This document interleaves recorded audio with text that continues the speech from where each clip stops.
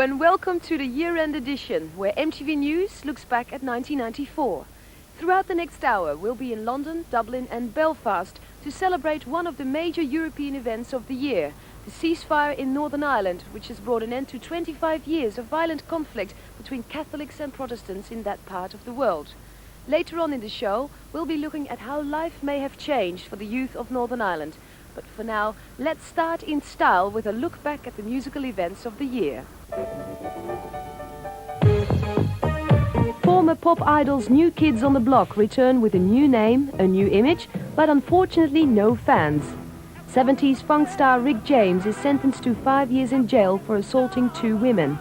And there's a pink blob at the top of the UK charts.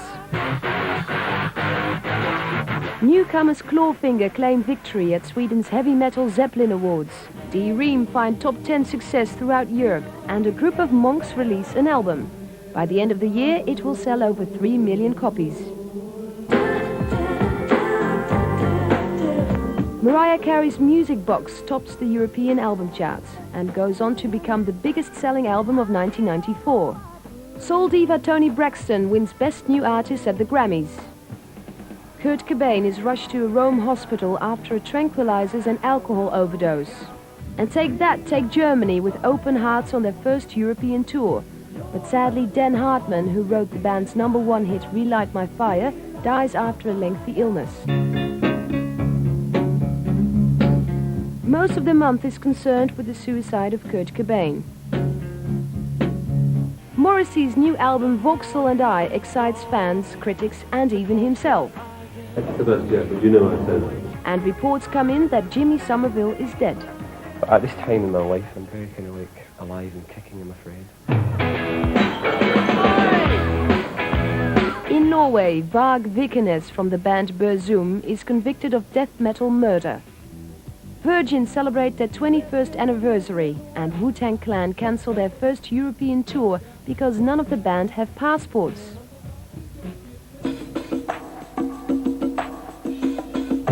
While at #1 in the German charts, Prince Eitel is arrested for rape and spends 3 days in prison before charges are dropped. Eros Ramazzotti signs a multi-million deal with Sony, Italy. Hull's Kristen Pfaff is found dead in Seattle from a heroin overdose. George Michael loses his multi-million-dollar court battle to break free from his record contract with Sony. Disappointed George decides to appeal the decision.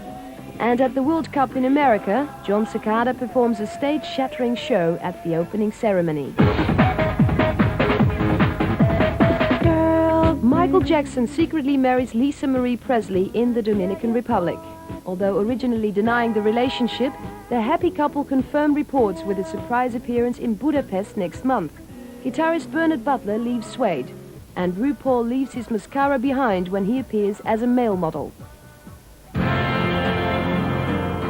Wet Wet Wet dominate the European single charts. The Americans celebrate the 25th anniversary of Woodstock. The Stones start their US tour. Pearl Jam's Dave Abruzzi is fired from the band. The KLF set fire to £1 million for no apparent reason. And one confused Level 42 fan changes his name to all the band's albums.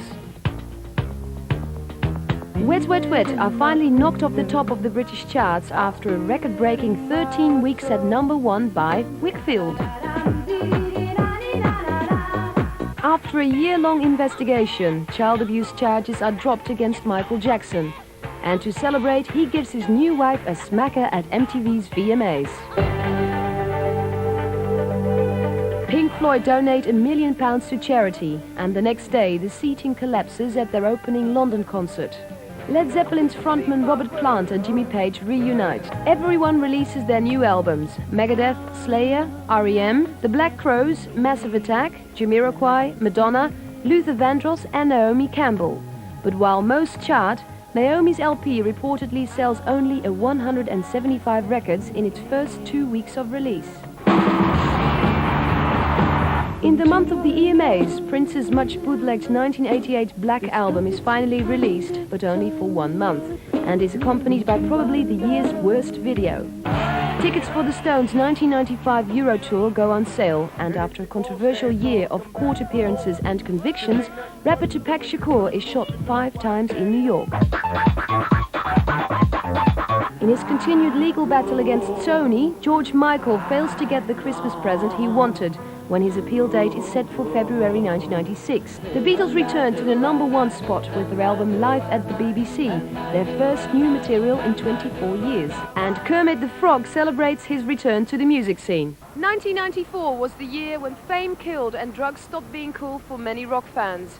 We review the events surrounding the suicide of Nirvana's lead singer Kurt Cobain and the reactions it provoked in the music community. When the news of Kurt Cobain's death was flashed around the world on the 8th of April, many people were saddened but not surprised that he had taken his own life.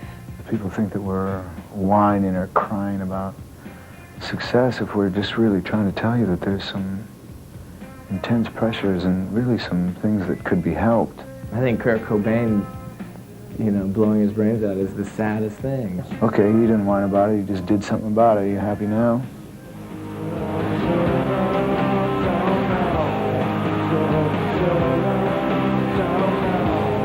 At times, fame seemed to overwhelm Cobain, and dealing with the success that it brought was difficult to handle. About a year and a half ago, I was completely fed up with the whole thing. I didn't want to be a rock star at all. It was freaking me out, The combination of a stomach illness, depression, and dissatisfaction with living up to his audience's expectations led Cobain into a trap that engulfed so many people. I was in pain. I was in pain for so long that I didn't care if I was in a band. I didn't care if I was alive. It had been going on and building up for so many years that I was, suicidal. I just didn't want to live. I would say there's a certain aspect where one would say you can become clinically depressed and may in fact then lead to suicide. I can't tell you exactly if it does, but heroin abuse does definitely lead to depression. He doesn't want to be known for being a drug addict, and he doesn't want to be known for being a loser or anything that Rush Limbaugh called him.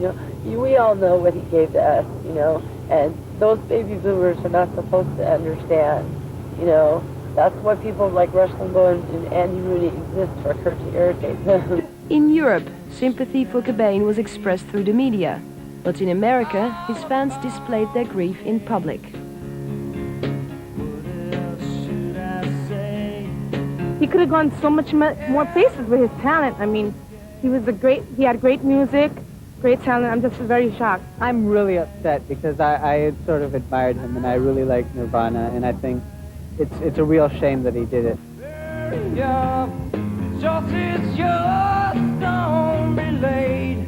Cobain's appearance with Nirvana on MTV Unplugged was in a way his epitaph. And in hindsight, it was a performance that he knew would be remembered for many years to come. But sadly, we'll never know if it was the way he wanted to develop his music. The Beatles and the Rolling Stones and bands like that went from, I Want to Hold Your Hand to Sgt. Pepper's, That was a massive progression, And I just want to experiment. Kurt Cobain was the voice for a whole generation.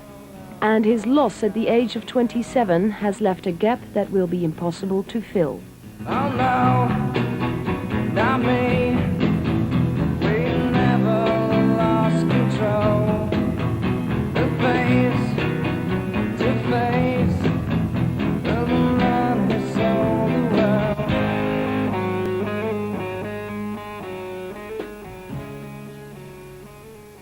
In 1994, American West Coast rapper Snoop Doggy Dogg graduated from new rap artist to true crossover pop idol. And we went all the way to Long Beach, California, the homeland of G-Funk, to retrace the controversial rise to commercial fame of ghetto culture.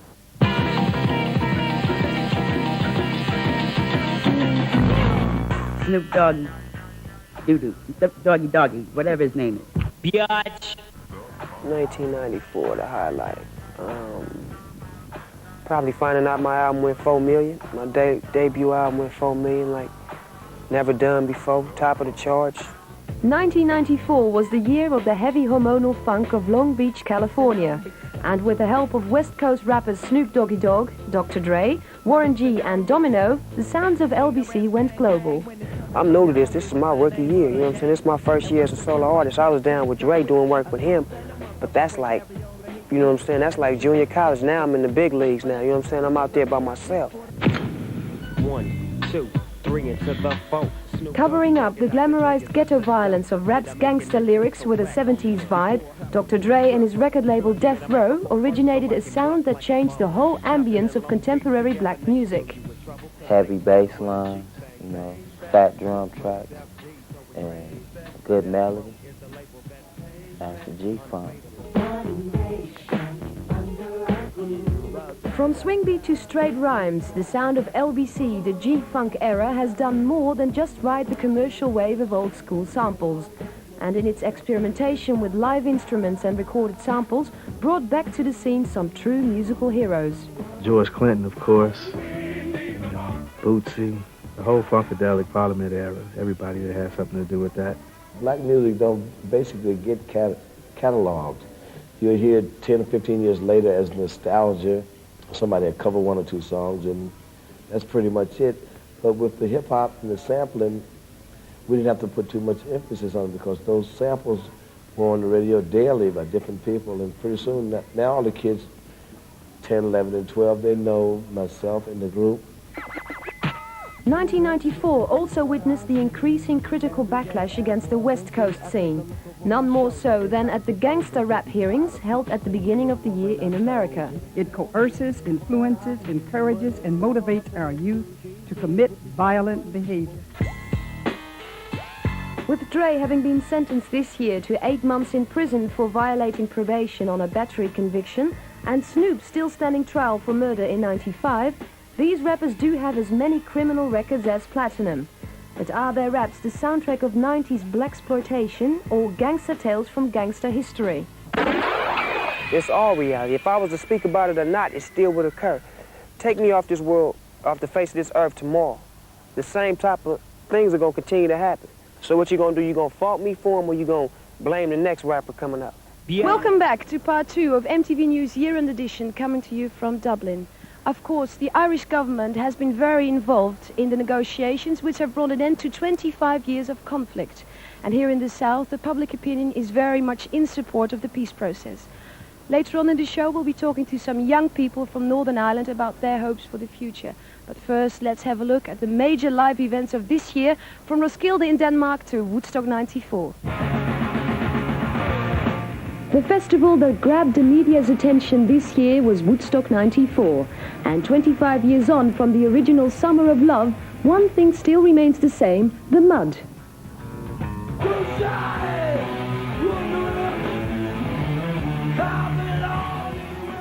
A lot of people dipped in mud. It was like everyone was rolling around in the remains of a chocolate sundae and having a good time. Over in Budapest, they tried to recreate the original event with Euro Woodstock.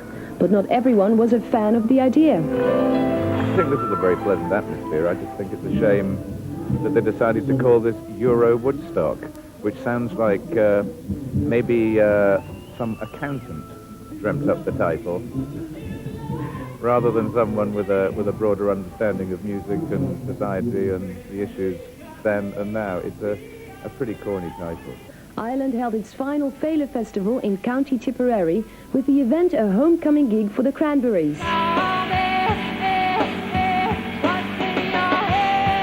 And a rave of a time for the Prodigy.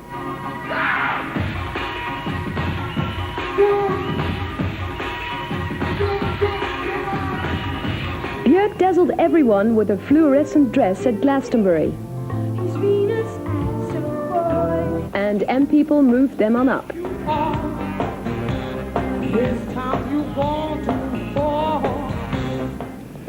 Holland's Pink Pop marked the return of Urban Dance Squad. And Germany played host to MTV's Rock am Ring, which featured Soul Asylum and Crowded House, who performed their meteorological anthem.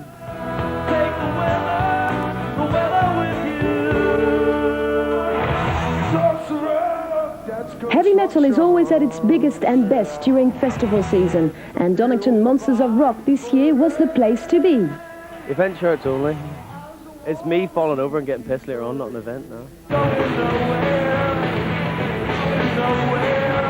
Donington, welcome to Siberia. We're going to rock your asses off if you can thaw them out. Wake up, kids! Have you ain't nothing really changing with the dates.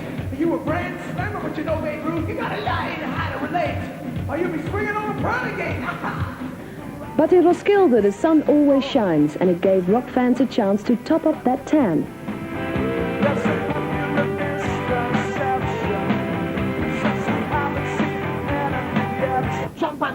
The good weather continued when over 1 million people took to the streets of Notting Hill in London for the colourful sights and sounds of Carnival.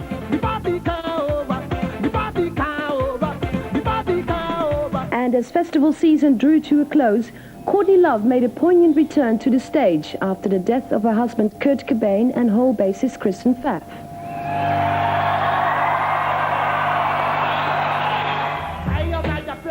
Cypress Hill got everyone on a high. And the Lemonheads embraced everyone at Reading in England. It's not Glastonbury, but it's all right. In 1994, European Youth partied faster, longer and harder. There were giant raves and mega dance music events in all corners of the world. So sit tight, because here's a selection of some of the best. As the sun rose on the first day of a new year on the tropical Thai island of Koh Phangan, it was clear that Europe's partygoers weren't planning a radical change of direction in 1994. Everywhere I play, and I play this music, you know, I see a smile in people's face, and there is no language barrier. A record-breaking 100,000 people marched in the Love Parade in Berlin this year. The DJ Jet Set let their hair down and their pants down. Somehow you have to try to reach as much people as possible, so they hear that's what we want to achieve.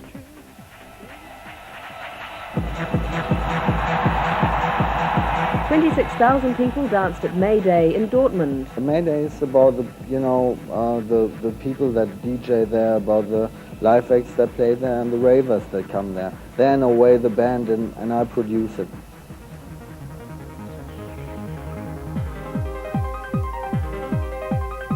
Cosmic Baby electrified a small warehouse club in Cologne with his live show. Trance has something to do with joining a new state of mind. A long road tunnel in the centre of Frankfurt was turned into a club for one night only, and Sven Väth held up the traffic. In Munich, the airport was converted into a giant rave with 35,000 people. There were 6 rooms of different music and over 50 DJs on the lineup, including French techno DJ Laurent Garnier. This morning I woke up, I was in London, and I got on the plane, and I looked at the flyer, and it's like out of 50 DJs, I knew 40 of them. And I'm like, great, I'm going to see everybody. In Amsterdam, Boy George DJ'd at the Love Ball, an AIDS fundraiser. Enjoying yourself should be compulsory. 6,000 people danced to hardcore gabba at the Nightmare in Rotterdam. Zurich followed Berlin and launched its own street parade with an attendance of 40,000 and a massive rave to match. It's like, yeah, I want to dance, I want to rave, I want to express myself.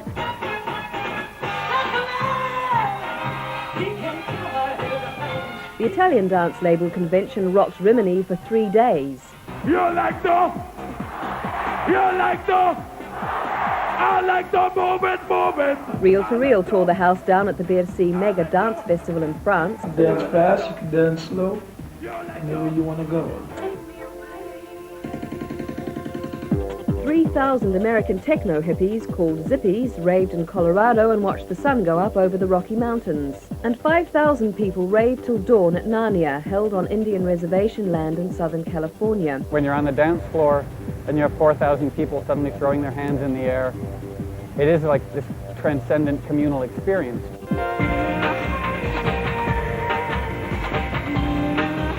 Back in Scandinavia, 4,000 ravers flocked to the Court Festival in southern Norway, which showcased ambient and techno bands.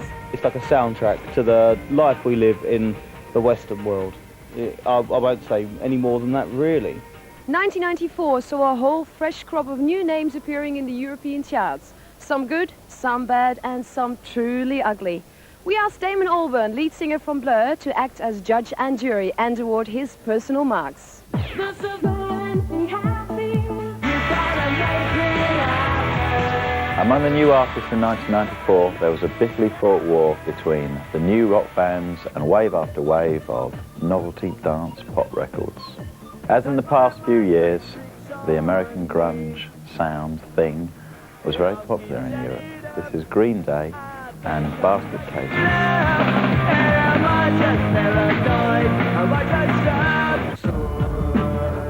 And now we have Beck's wonderful Loser.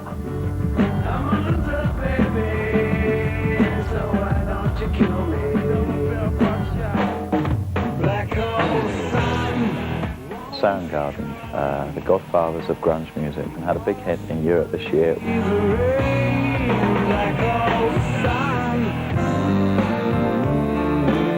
One record that really annoyed me this year was the Crash Test Dummies.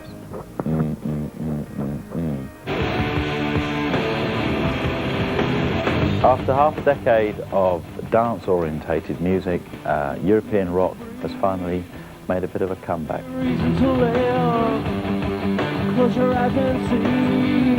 Therapy. Well, good band, work very hard. Time to make the switch, y'all. Sensor from the UK and Deus from Belgium.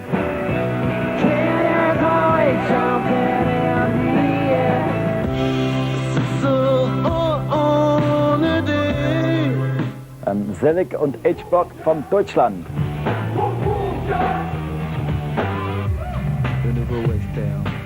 The two extremes of European rap this year both did very well. On one side you had MC Solar, and we had the sort of more jazzy Italian version in the form of Giovanotti.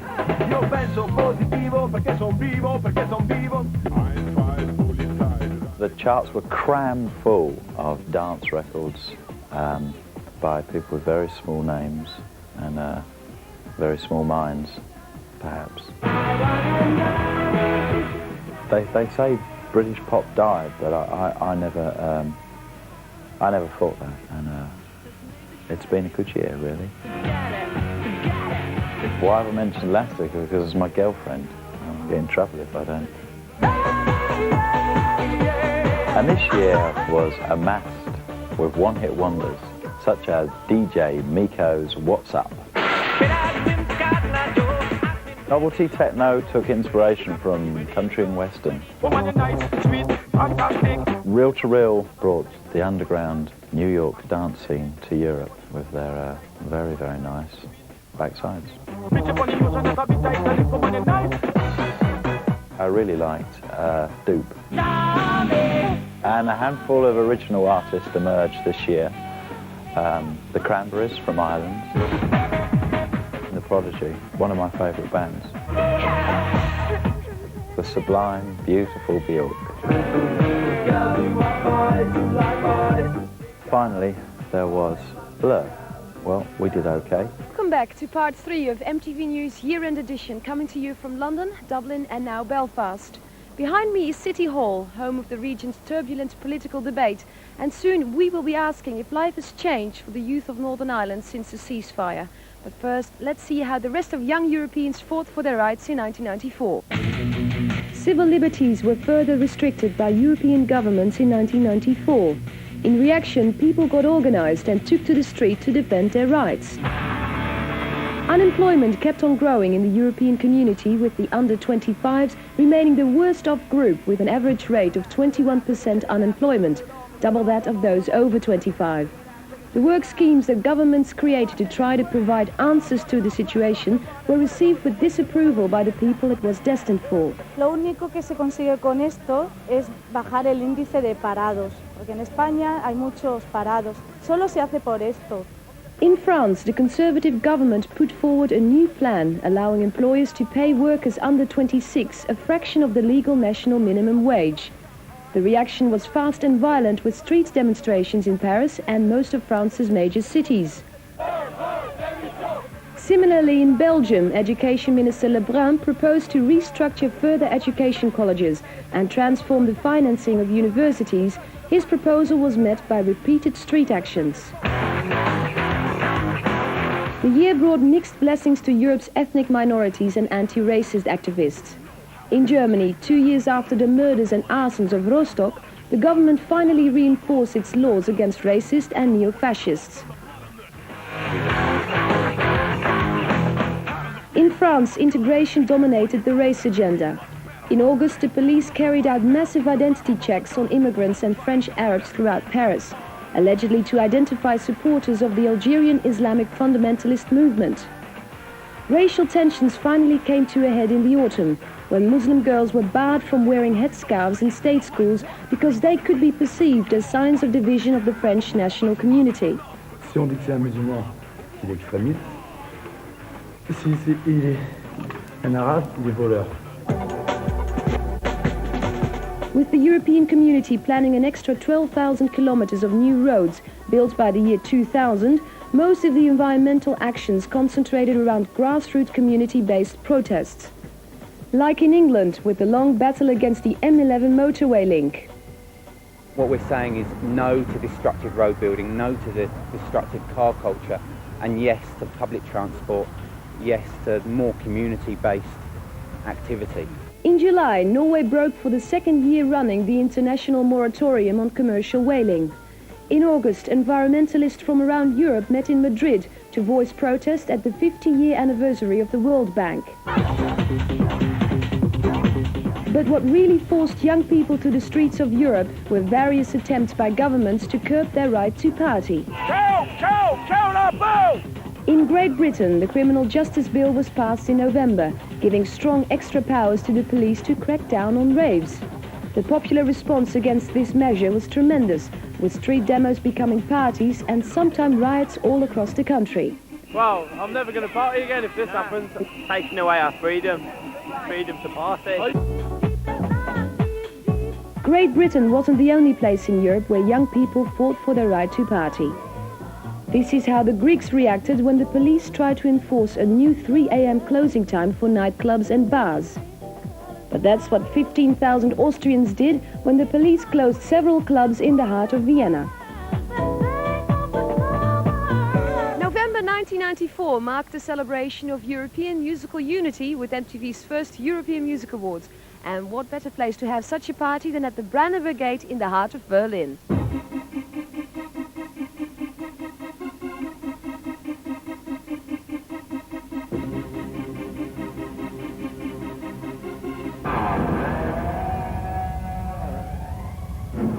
Good evening and welcome to the first MTV European Music Awards live from Berlin.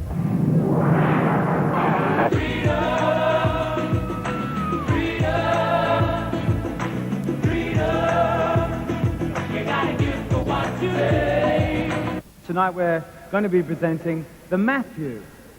That's the musical award that tributes hitmakers Europe-wide.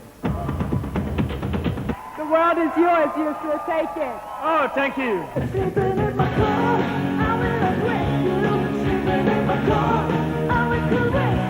What do you think of it all? First European Music Awards.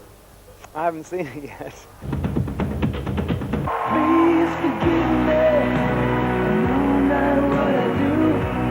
Please forgive me. What was it like performing out there? Yes, great. It goes so quick. If you could hand an award for best dressed artist tonight, who would it be? Björk. Björk was brilliant. I always wanted to see Björk. It takes courage to enjoy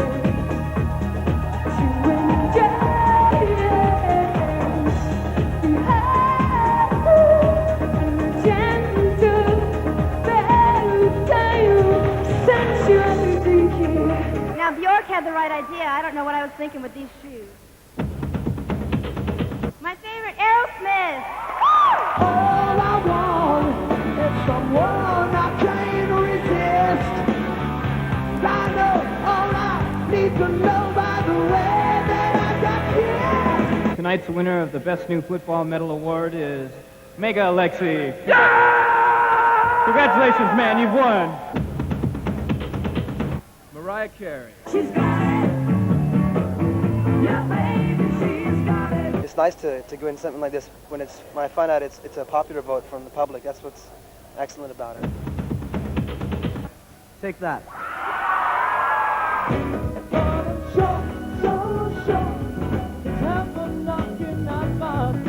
Look at that. What's that? That's what Brian Ferry give us. It says best true to say that, and that's mega. You say Brian Ferry then? What's his name?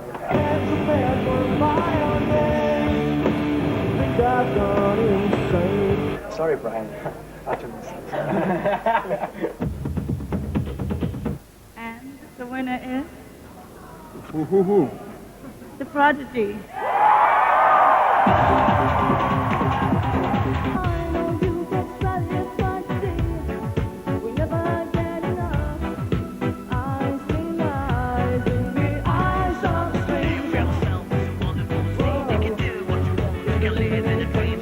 So what do you think? MTV's first European Music Awards here. Excellent. The stage is brilliant. The backdrop is amazing. Isn't it gorgeous? The one outside, amazing, man. My favourite bit was overhearing somebody on the headset, you know, one of these people who are working very hard around here, your people, MTV people, saying, the man who was formerly known as Prince is trying to find a car.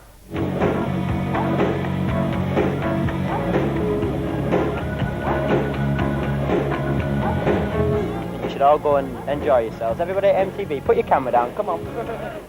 This year, one musical style came out of the British underground dance music scene and took many of us by surprise. It's hard, it's heavy and urban, and some are calling it the music of the future. It's jungle. I'm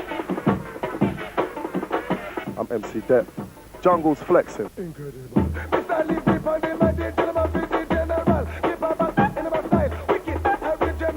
You play jungle out the street, you get average people where they stop what they're doing and start dancing. Jungle music is the in thing. You know, there ain't no craze, because there's guys out there been doing this for years. And they ain't taking it as no craze. They take it serious. I want remix. 94 remix.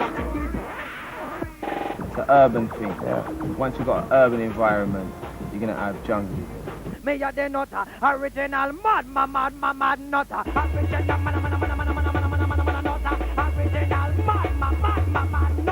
British, we're proud of it, and we love it, you know.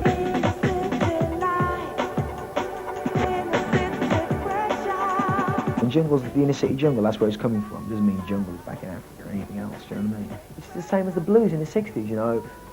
Want to go home, my wife's left me, but it's social condition, you know. Right now, jungle is representing what people feel on the street, and they don't feel happy. Emerging from the frustration of the inner cities, uniting elements such as soul, jazz and reggae, jungle is in many ways Britain's answer to America's hip-hop music.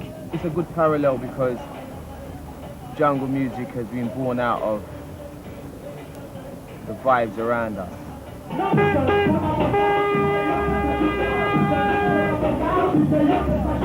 Whether you're black or white, it's a working class sort of thing. And I think that's the edge it's got. That's why the kids like it so much, because it's quite raw, and it's got the energy. And you've got to remember as well the speed. It's like 160 BPM, which is like twice as fast as like normal dance stuff. And how do you dance to it? It's so fast. Well, just dance. Don't dance to the drum. Dance to the bass. Because if you dance to the bass, you dance slower. Not only has it got its own dance, but like all street cultures, it has also got a distinctive image. Machino, Passage, Valentino, Calvin Klein. Yes. Wicked. Jungle.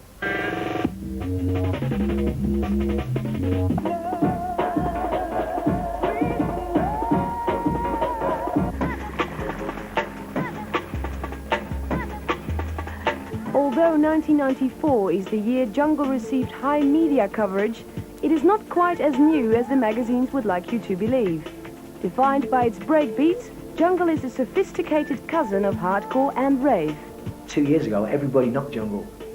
They knocked hard, you know, they knocked hardcore music. It's the same thing they're listening to. Mixed mag, they knocked it. But now they're quick to jump back in it and call it something else. All the youths, everywhere, in every city, every time, they're on it, believe me. Jungle is the sound of the underground, a culture of independent labels, pirate radio and independent record shops.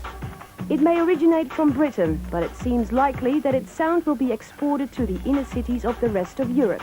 As long as there's people living in the cities who living from day to day, struggling and having everyday experiences, as long as people like that. Year that the music world started to fuse with cutting-edge technology. Suddenly everyone wanted to talk about computers. CD, interactive, cyberspace, cyberpunks, it's all going to happen. Kids are going to have a bald spot up here from wearing the helmet when they're 21 years old. It was the year CD-ROMs demonstrated their potential as the video of the 90s, the latest way to look cool and happening. Hi there. Prince and David Bowie also released CD-ROMs, and Mike Oldfield put a game he had designed on the CD of his new album.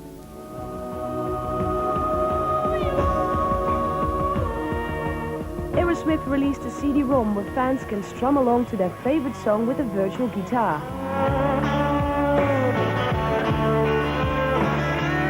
The goal of the game is to teach you how to nail certain riffs, and as you progress nailing the riffs, you progress in the game, you get to the next level of the game.